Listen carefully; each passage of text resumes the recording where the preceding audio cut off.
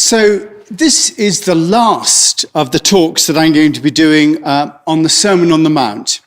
And after all that's said and done over those 3 chapters, Jesus says, "Therefore, everyone who hears these words of mine and puts them into practice is like a wise man who built his house on rock. The rain came down, the streams rose, the winds blew and beat against the house. Yet it did not fall because it had its foundation on rock. But everyone who hears these words of mine and does not put them into practice is like a foolish man who built his house on sand. The rains came down, the streams rose, the winds blew and beat against the house, and it fell with a great crash." So Jesus is obviously saying that if you put into practice what he's teaching, then it'll give you a firm foundation for your life. And you know, I think that's what everyone's looking for. A robust worldview that's able to take into account anything that comes our way and doesn't rely on fantasy or impossibilities. Richard Rohr calls these fantasy worldviews idealized, fabricated realities. We create a reality in our heads of an idealized worldview and then live within that worldview as long as we can. The trouble is that when it all falls down, we have to start all over again. The rain comes down, the streams rise, and the winds blow and beat against the house, and it falls with a great crash. The strength of the teaching of the Sermon on the Mount, and within it the Lord's Prayer, is that it does stand up to scrutiny.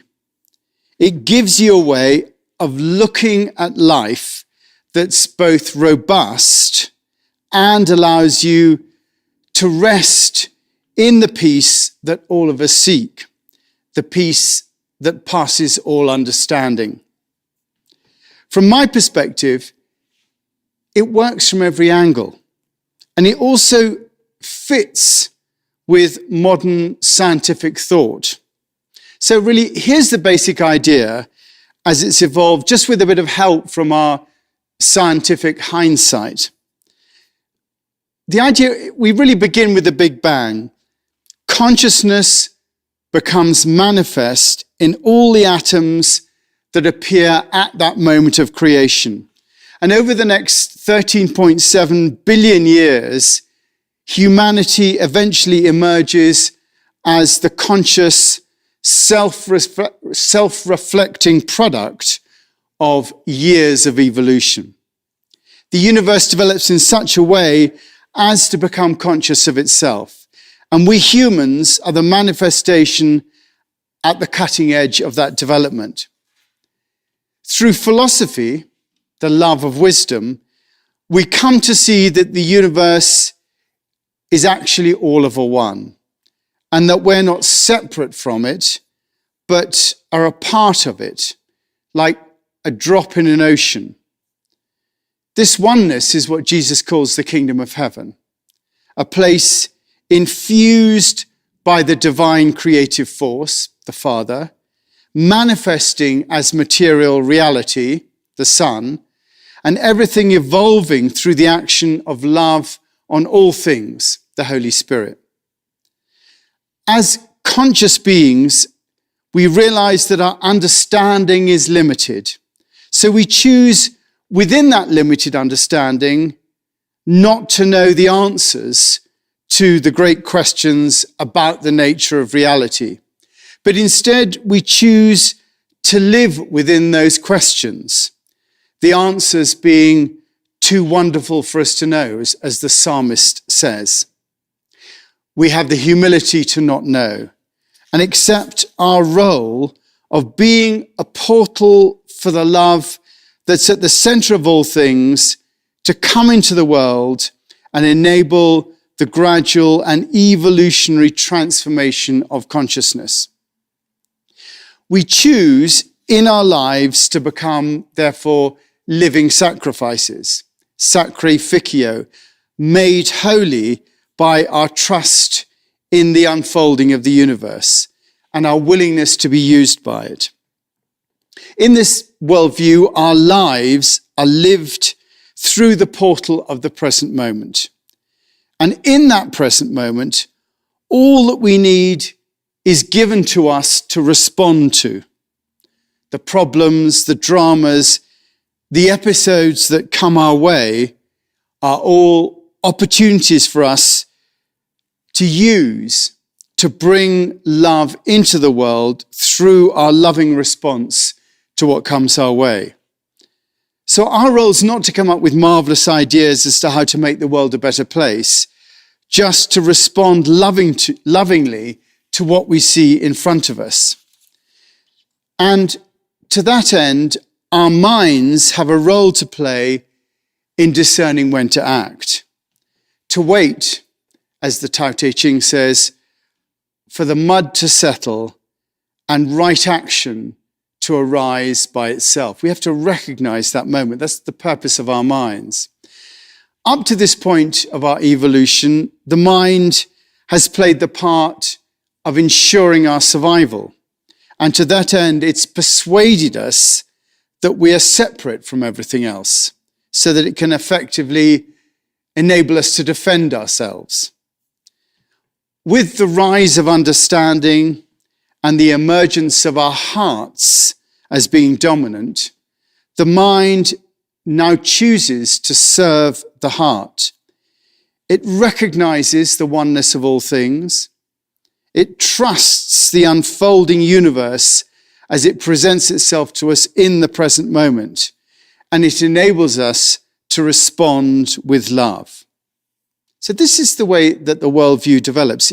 In getting to this point, we've moved through those attitudinal formations that are in the Beatitudes at the start of the Sermon on the Mount. We've moved through not knowing, through being poor in spirit. We've moved through yearning for the divine in our mourning, not trying to control outcomes by being meek, thirsting for a right relationship with the divine nature, seeing compassion as the agent of the realization of oneness, being sufficiently detached from worldly concerns to see the true nature of divine reality, seeking peace in ourselves and trusting the nature of our universe, even when we have to deal with suffering. So Jesus sets out that course in the first 10 verses of the Sermon on the Mount. And he then makes some comments about the importance of the work, the salt and light passages, and shows us the way that the actual kingdom works, the idea of a law that comes from a non-dual perspective where there is no distinction between heaven and earth. So Jesus is leading us up to this worldview, this robust worldview. And through the sermon, he brings us to that point of having that worldview. He asks us to love all of creation, including our enemies, and to be true to our inner calling rather than playing to the gallery. He then shows us how to open the portal to the divine within ourselves using the Lord's Prayer, and makes the point that we have to be one focused in our approach. We can't serve both God and money. So through the sermon, Jesus is giving us pointers as to what living within the kingdom of heaven means. It's a how-to of living a life filled with love, a philosophy of how to live our lives more skillfully. He then asks us to watch our minds, not judging, asking for help when we need it, and entering the kingdom of heaven through that portal of the present moment. And from that, he asks us to take mastery of our own process, not to rely on outside masters, but having trust in our own process and the way that the universe will help us to be a part of the evolution of the greater whole. This is the foundation that he gives us. It's specific, it's defined, and it's liberating.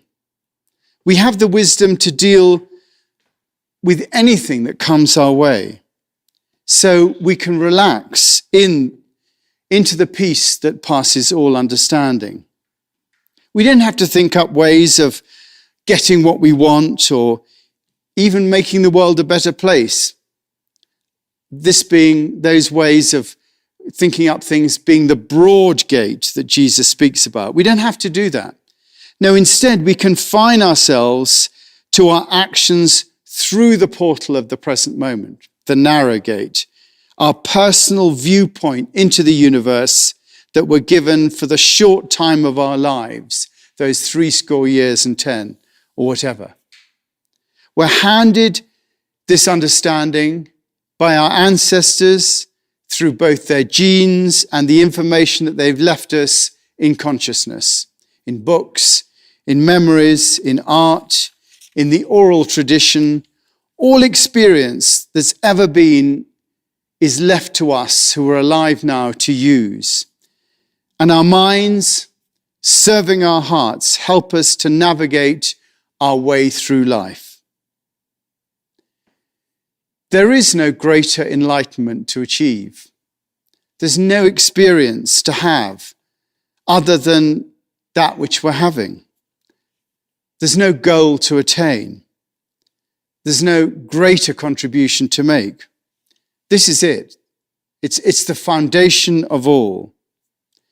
And for me, it works in all cases and in all situations.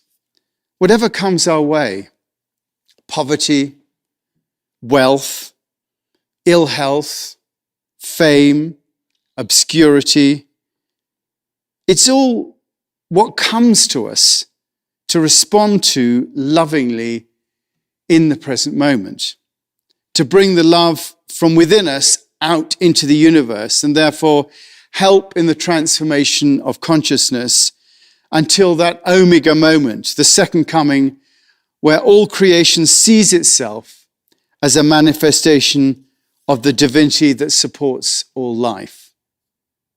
How and when that comes about is not for us to know. We play our part. And it seems to me that this is a completely reliable and robust worldview that will take us through anything. It contains the wisdom of all the scriptures, Christian, Buddhist, Hindu, Taoist, and Islamic, and even it prepares us for death. As a priest, I'm often asked, what happens when we die? And I always have to say that I don't know. What I do know, I know that in my meditation, I experience a kind of death. It's the death of the mind as I put my attention on my breath. My mind isn't consciously thinking. It's like a wave in the distance breaking on the shore. It's in the background. And while I focus on my breath, I'm without that identity that the mind creates for me. For me, when we die, it's the mind that dies, and with it, the mind's sense of identity that we assume for our own. In the same way as meditation, my best guess is that when we die, our life force, our spirit, rejoins the life force of all creation and evolution as it moves towards completion. All that we've done in our lives remains contained within that library of information that exists in consciousness, available to all who come after us. And all we are is merged with all that is. However, even looking at it like that, even that idea doesn't really take into account the idea of the eternal now, in which there's only the present moment. In this idea, I think our conceptualization of the nature of time is the illusion that our mind builds up in the same way that they build the illusion of separation. So the illusion of time and the illusion of separation are both all created by the mind.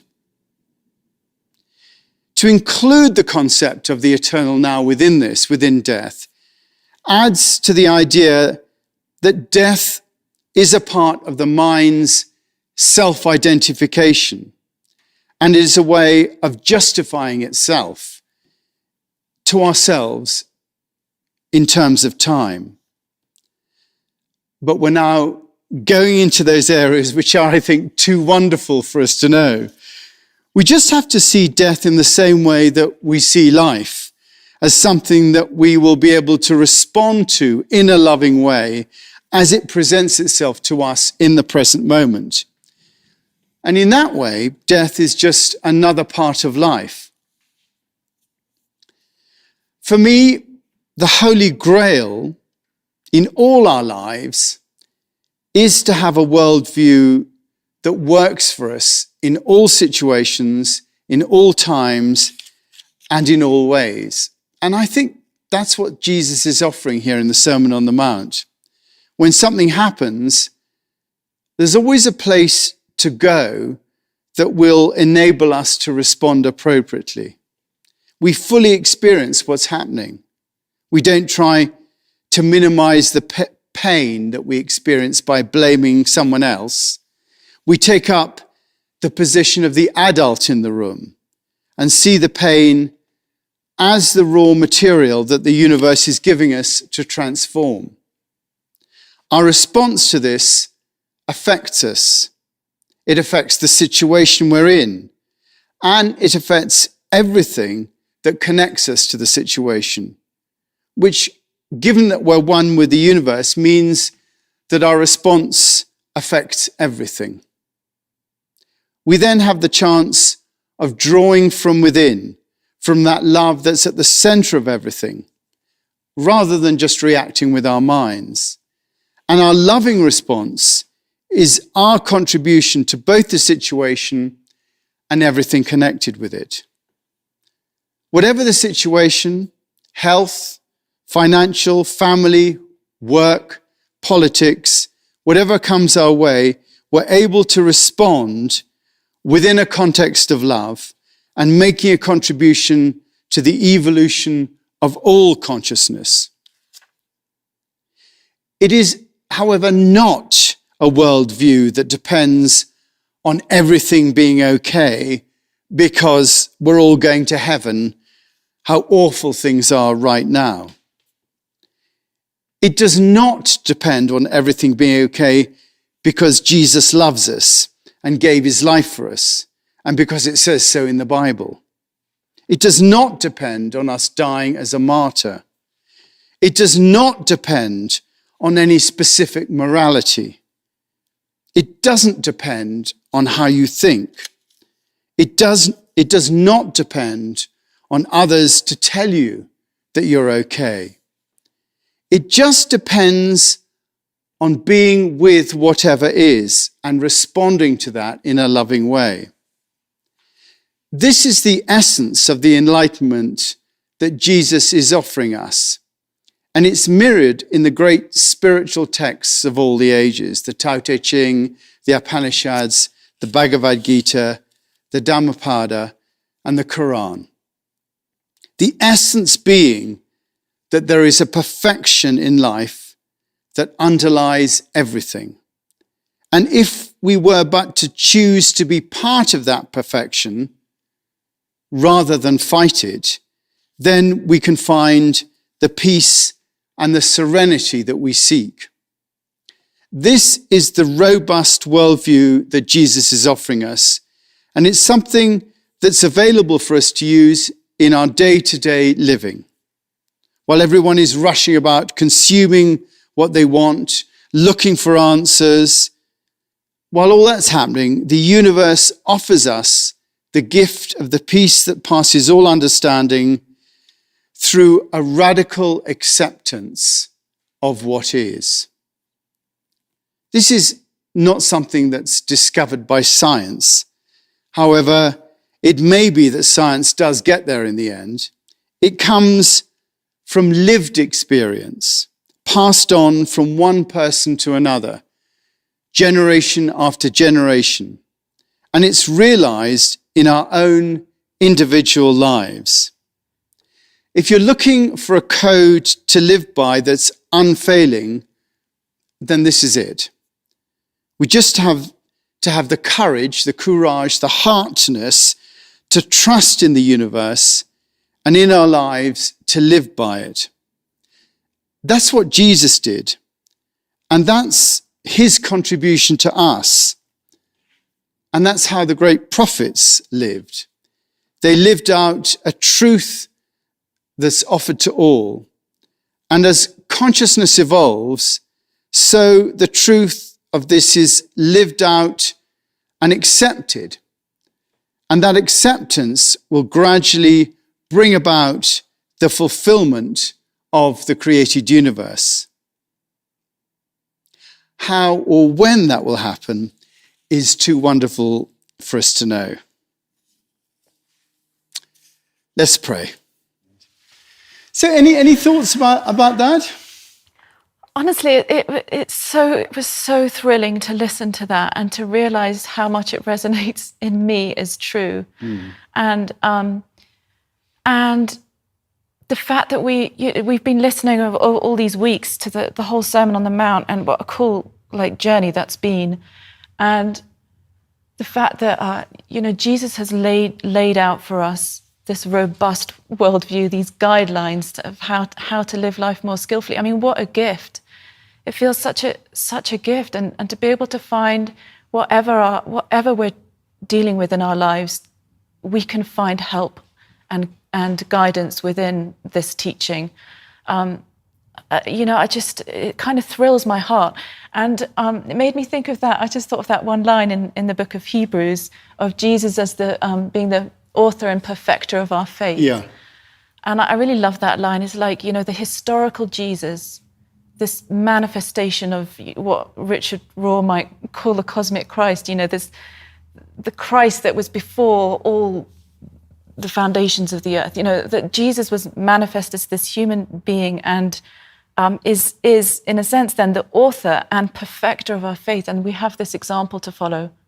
It's just, to me, such a thrill, really. I think it's also interesting that, in this case, unlike a lot of other spiritual cases, the fact that it's sort of merged into popular ideas as well, this concept of the Holy Grail, which, it's gone right into the Arthurian legends and this idea. I prepared myself for the sermon by watching Indiana Jones and the Last Crusade.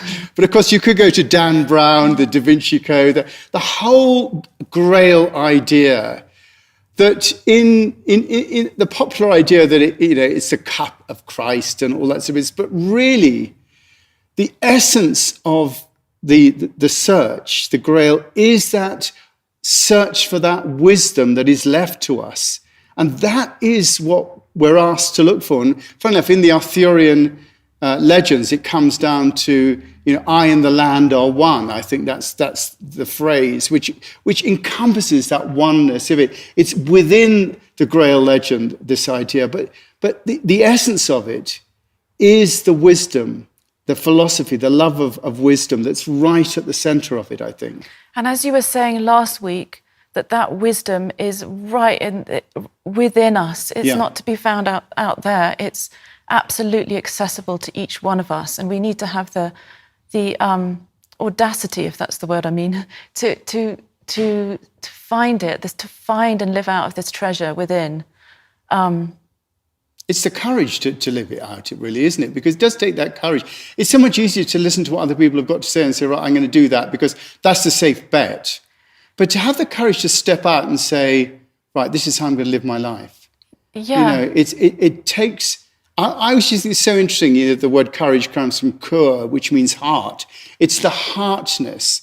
And that moment when the heart starts to be served by the mind, when the mind changes to serve the heart, is when it enables us to live in that way, I think. Yeah, we need to be willing to take a risk, to trust our instincts and our insights, maybe, The other thing I appreciated was just you're referring again to practice, and just the whole thing of practicing surrender throughout our lives. Yeah. That's why I love the practice of centering prayer, because it's practicing dying before you die, and just again that to live our lives in that context, so that that is the only thing I think that can contain fear and anxiety around the future and around dying. I mean, it's an old thing, isn't it? That if you're going to run a race, you get out there on the field and you practice running and stuff like that. If you're going to do anything you do, I'm sure John does a bit of practice from his guitar work and things like that.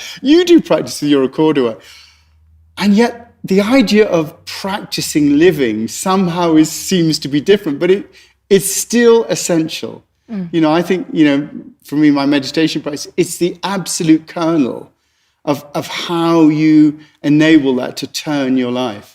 Yeah, and one last thought maybe is I've been engaging a lot this week with Cynthia Bourgeois' book Mystical Hope, and just this idea of knowing that we live within this coherent universe. Like I've like listening to your talk this morning. It's like my heart knows that. My mind, I can't compute that. Like, is this a coherent universe? I don't. But something in my heart tells me that yes, it's fundamentally good and coherent and full of hope, and that hope resides within us. And like we've got this wellspring of hope that we can live out of. Are we there? Anything else? I think that's it.